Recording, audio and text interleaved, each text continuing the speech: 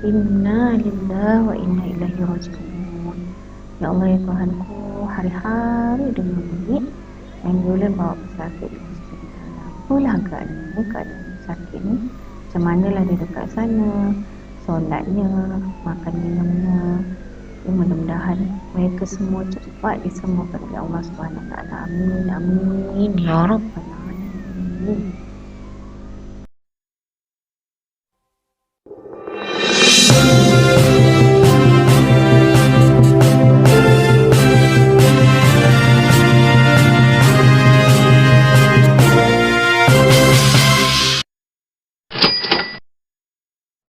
Assalamualaikum warahmatullahi wabarakatuh. Ahlan wa sahlan dan selamat datang ke channel saya, channel Ustazah Anida Sun. InsyaAllah pada hari ini tajuk perbincangan kita adalah mengenai bidang fiqh, iaitu atas tajuk solat ketika sakit. Jom mari sama-sama kita lihat apa yang akan kita bincangkan dalam tajuk ini. Baiklah anak-anak, sebelum kita memulakan pembelajaran kita pada hari ini, marilah kita sama-sama dengan tangan membaca doa, memohon kehadrat Allah Subhanahu Wa Taala supaya ilmu yang kita pelajari dapat berkat daripada Allah Subhanahu Wa Taala. Bismillahirrahmanirrahim. Allahumma ftah alaina hikmataka wa insyur alaina min khazain rahmatika ya arhamar rahimin. Walhamdulillahi rabbil alamin.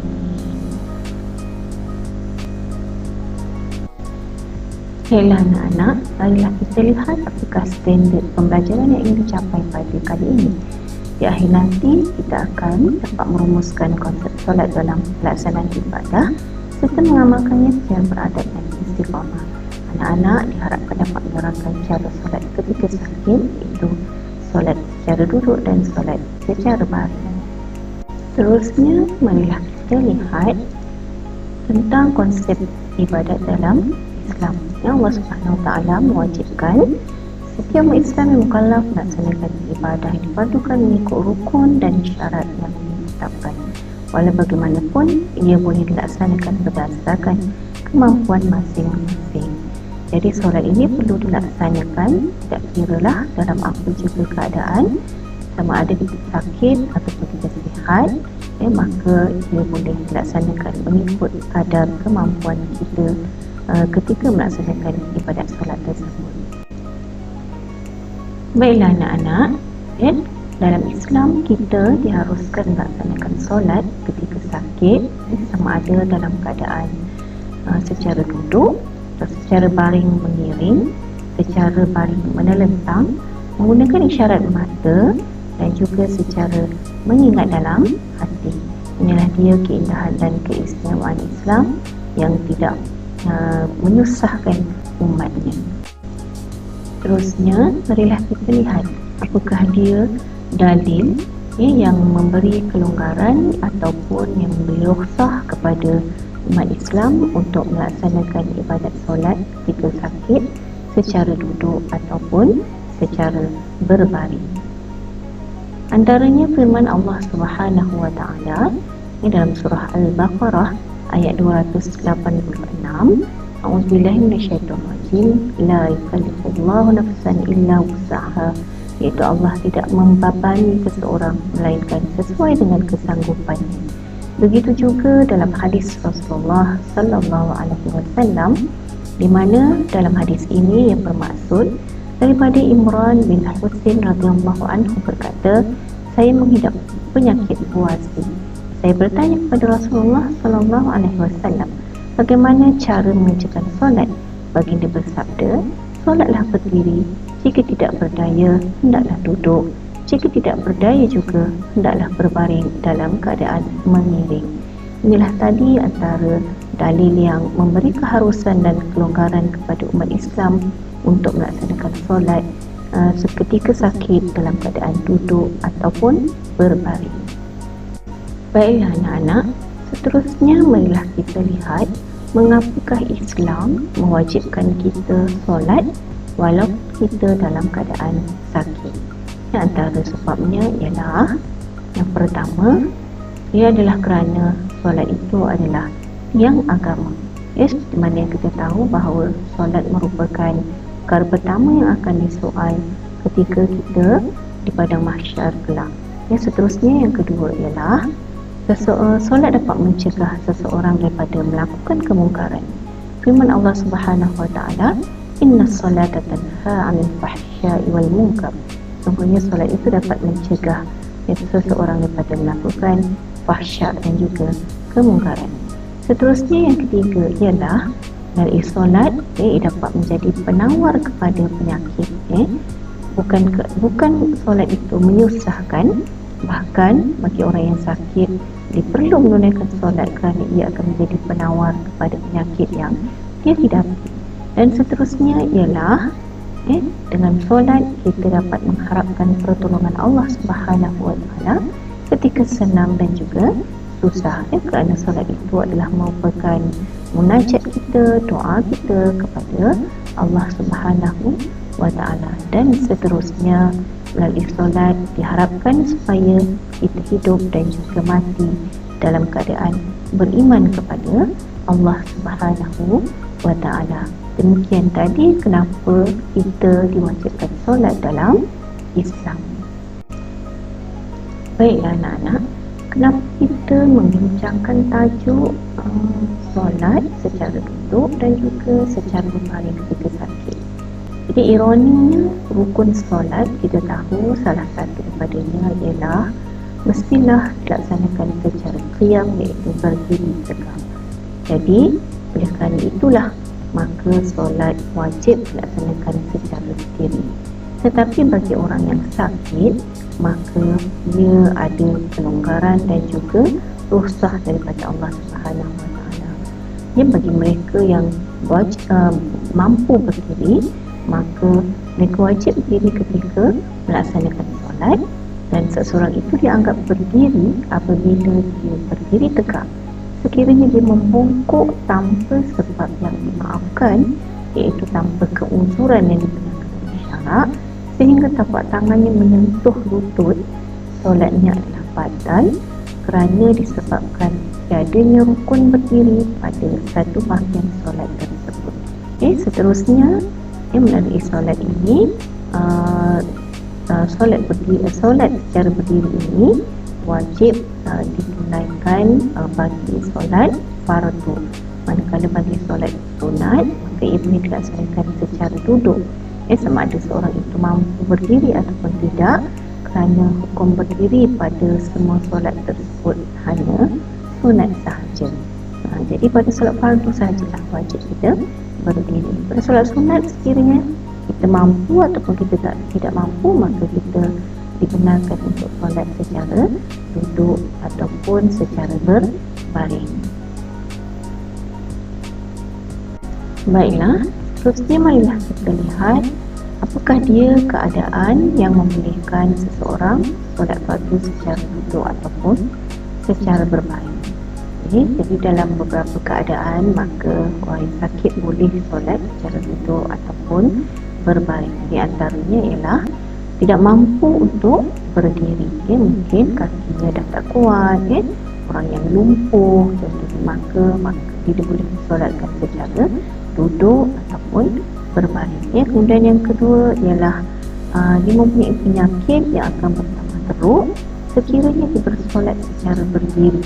Mungkin dia ada penyakit di lutut ataupun luka di bahagian kaki, dan kalau sekiranya dia berdiri maka lukanya akan bertambah parah, maka dalam keadaan ini bolehlah dia duduk. Dan seterusnya sakit yang boleh mengganggu khusyuknya dalam solat.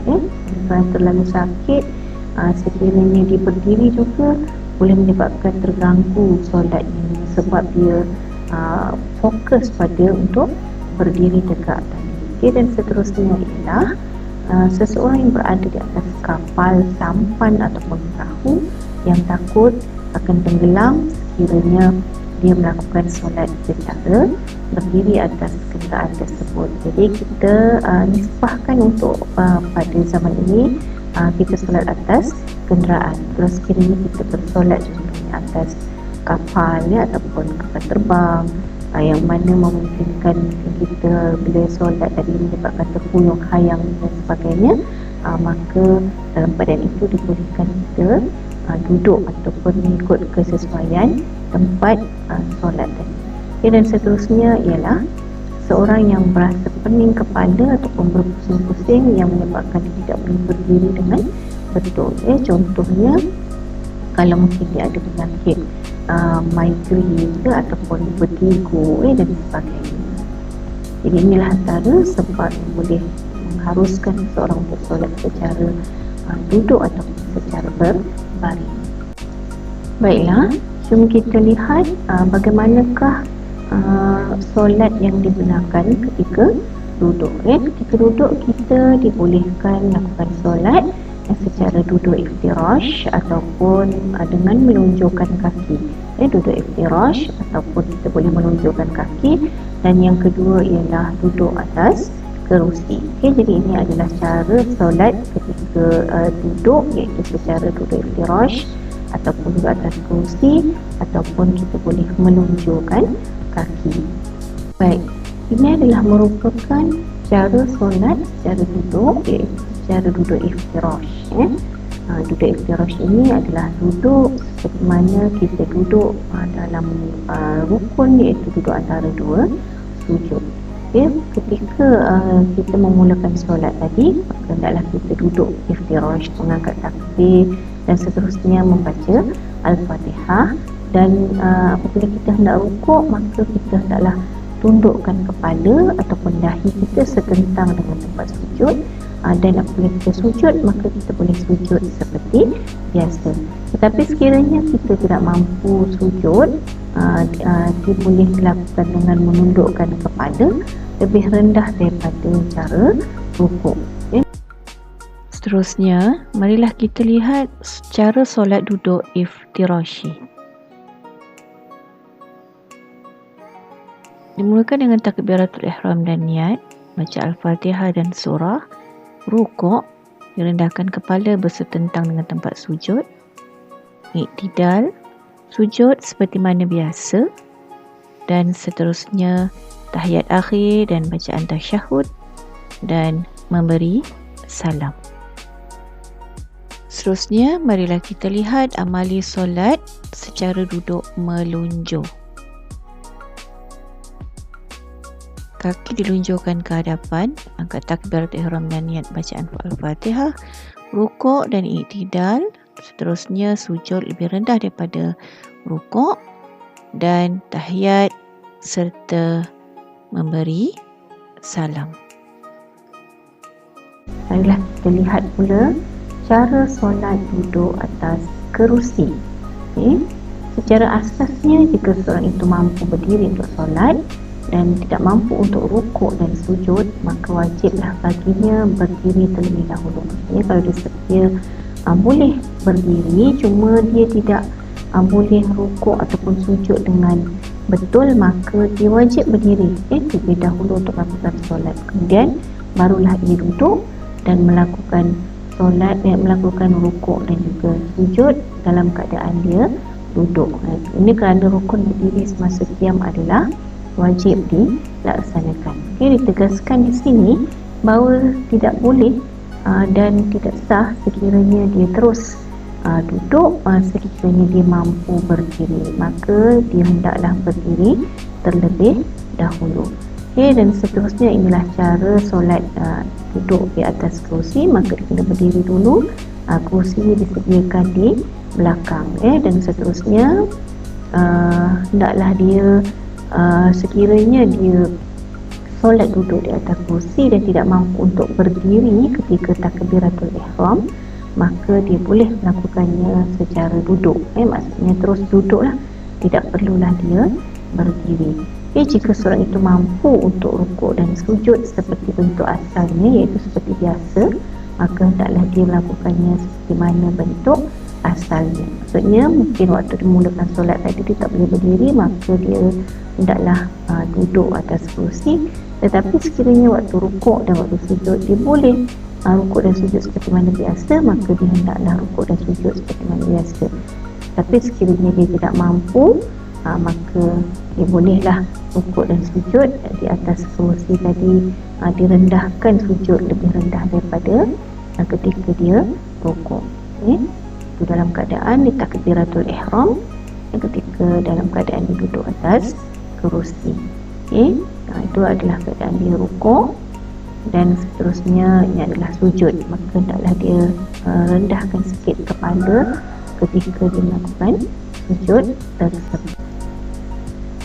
Baiklah, seterusnya marilah kita lihat cara solat secara baring, iaitu baring mengiring. Mengiring tadi bolehlah baring mengiring ke kanan ataupun ke kiri, tapi sebaiknya ialah kita baring mengiring ke sebelah kanan. Maka ketika baring tadi hendaklah berada dalam keadaan baring mengiring atas susuk kanan. Jadi muka dan dada menghadap ke arah kiblat. Jadi rukuk dan sujud menggunakan isyarat kepala, iaitu sujud dengan menundukkan kepala melebihi rukuk sekiranya mampu, atau menutup kembali kelopak mata sekiranya dia tidak mampu untuk menggerakkan kepala. Seterusnya, marilah kita lihat cara solat baring secara mengiring.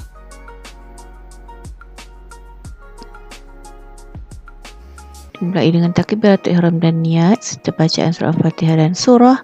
Kat takbir, tundukkan sedikit kepala untuk rukuk, iktidal, dan seterusnya sujud, rendahkan kepala lebih daripada rukuk tadi, dan seterusnya tahiyat akhir dan memberi salam ke kanan dan juga ke kiri. Baiklah, kita lihat pula bagaimanakah cara solat baring secara menelentang.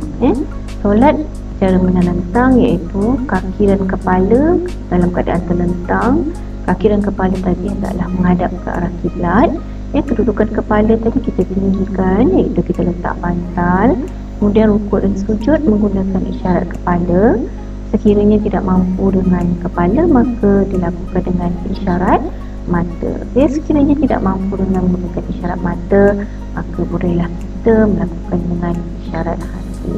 Dia mengikut kemampuan pesakit ketika melaksanakan solat tersebut. Seterusnya, marilah kita lihat cara solat baring secara menelentang bagi mereka yang boleh menggerakkan kepala. Semua bahagian muka, kaki hendaklah menghadap ke arah kiblat, kepala ditinggikan dengan bantal. Dimulai dengan takbiratul ihram, bacaan Al-Fatihah dan juga surah, rukuk, kepala digerakkan, seterusnya iktidal, ditegakkan semula badan, dia sujud, digerakkan kepala lebih daripada keadaan rukuk tadi, dan seterusnya tahiyat akhir serta memberi salam ke kanan dan juga ke kiri. Seterusnya, marilah kita lihat cara solat baring menelentang yang tidak boleh menggerakkan kepala. Seperti mana biasa, kepala dan juga kaki hendaklah dihadapkan ke arah kiblat. Angkat takbir disertai dengan niat bacaan surah Al-Fatihah. Ketika rukuk, mata dirapatkan separuh. Iktidal kembali seperti biasa, dan ketika sujud, mata ditutup keseluruhannya. Seterusnya, dalam keadaan tahiyat akhir dan beri salam ke kanan dan ke kiri juga menggunakan isyarat mata. Apakah hikmah diharuskan solat secara duduk ataupun secara berbaring? Di antara hikmahnya ialah untuk menunjukkan bahawa Islam adalah agama yang mudah. Jadi Islam itu mudah dan tidak membebankan umatnya.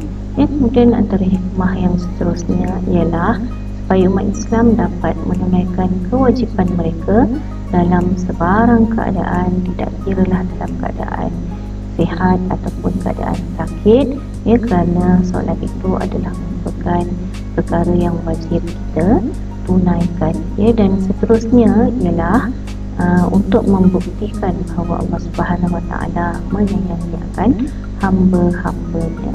Demikian tadi antara cara dan juga hikmah yang untuk menaikkan solat secara berbaring ataupun secara duduk mengikut kadar kemampuan masing-masing. Jadi apa yang kita dapat simpulkan di sini ialah yang sebagai hamba Allah Subhanahu Wa Taala yang sentiasa taat kepada Allah Subhanahu Wa Taala, hendaklah kita memastikan ibadat solat kita dilaksanakan dalam apa jua keadaan.